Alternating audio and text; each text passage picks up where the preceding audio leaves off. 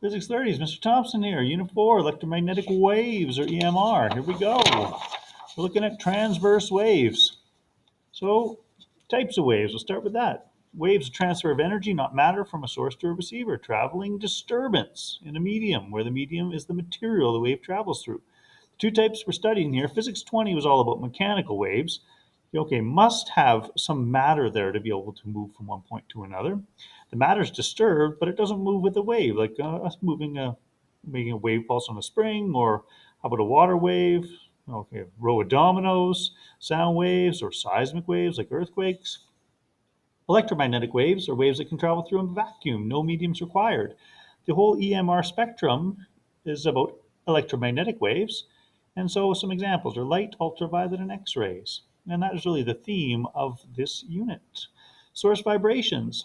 The source of all vibration waves is a vibration. So sound, like plucking a guitar string or dropping a rock into water.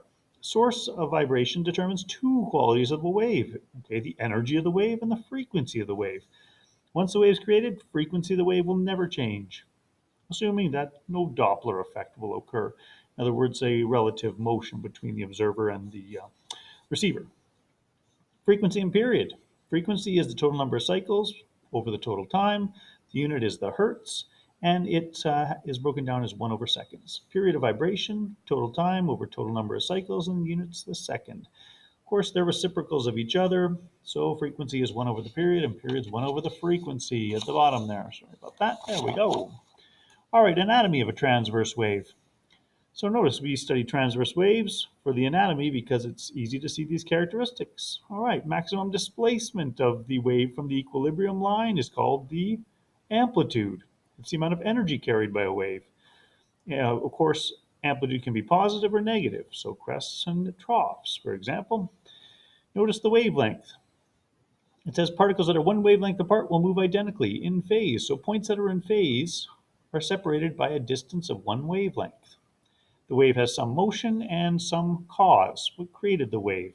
So source vibration. And it says, due to friction, transverse waves will lose their energy or amplitude, but the frequency does not change. Speed of a wave in the universal wave equation. If the medium doesn't change, the speed of a wave is constant. So you can change the speed of a wave only by changing the medium.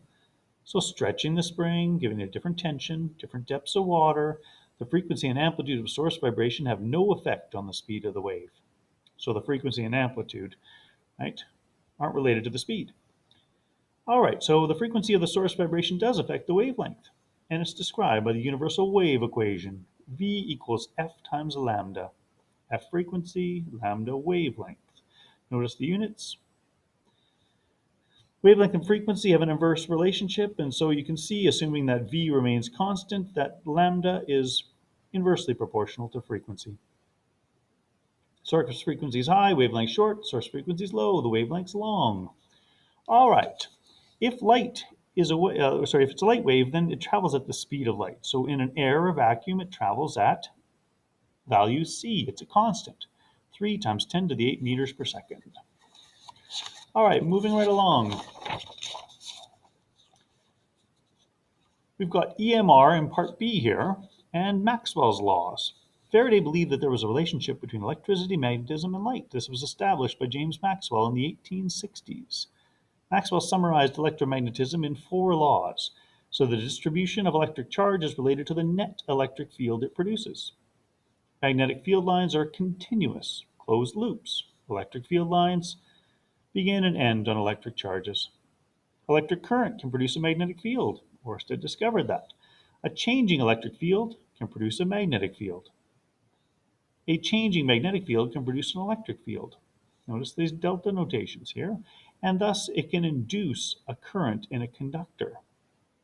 Note, an electric field can accelerate a charge from rest and thus induce current, but a magnetic field can't. It follows then that by changing the magnetic field, an electric field is created, and this induces a current.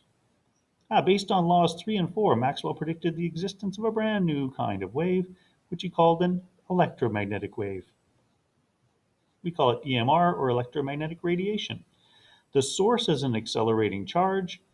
It creates a magnetic field based on law number 3, and the changing magnetic field creates a changing electric field based on law number 4. The changing electric field creates a changing magnetic field, law number 3, and so on and so on. It continues, that cycle continues indefinitely. As illustrated, right? You have a vibrating source, which would be like an electron moving up and down, which creates a changing magnetic field, which creates a changing electric field, which generates a changing magnetic field, and so on as the wave moves along. Okay?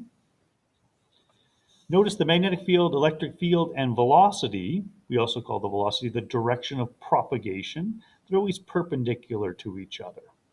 Okay? All right, and looking at how this was verified by Heinrich Hertz in 1886.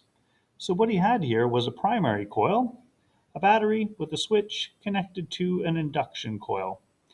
And then, of course, there was a secondary coil attached on the other side and a small little gap here for electrons to move. Now it says Hertz used a setup transformer to induce a high alternating voltage in the secondary coils. This high voltage created an accelerating charge across the spark gap, which according to Maxwell would create electromagnetic waves. The EMR then traveled across a distance and induced a current in the receiver wire. So here, the current was detected by a galvanometer. This verified the existence of electromagnetic waves. In fact, these waves were later called radio waves. All right, the EMR spectrum.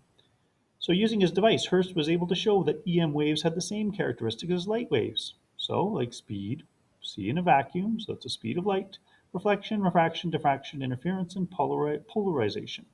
This was convincing proof that light and radio waves are both electromagnetic waves. We've now discovered that there are far more types of electromagnetic waves. They differ only in frequency, determined by the source vibration, and wavelength, which is, of course, the ratio of c to f, c being the speed of light. Here's what the spectrum looks like. Radio, lowest energy, to gamma ray, highest energy. The wavelength, larger wavelengths for radio and be progressively shorter and shorter up to higher energy electromagnetic radiation like gamma rays. All right, the wavelengths are about the size of these specific objects, and you can see that these wavelengths correspond to these frequencies along a scale. Okay?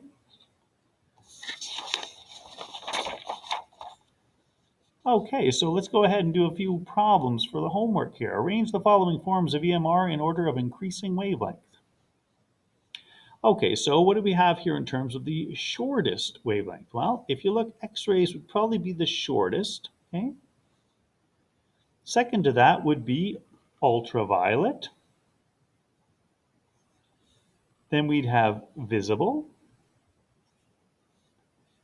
After visible, infrared.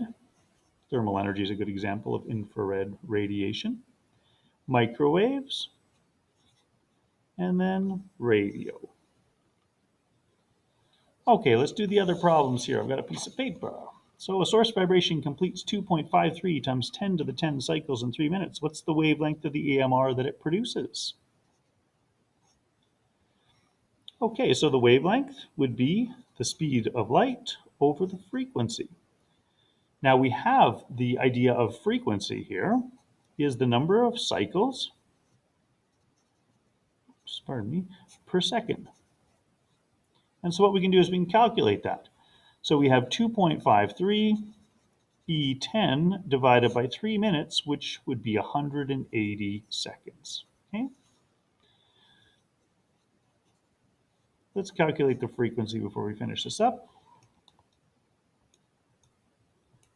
Let's move my calculator over so you can see what I'm doing here.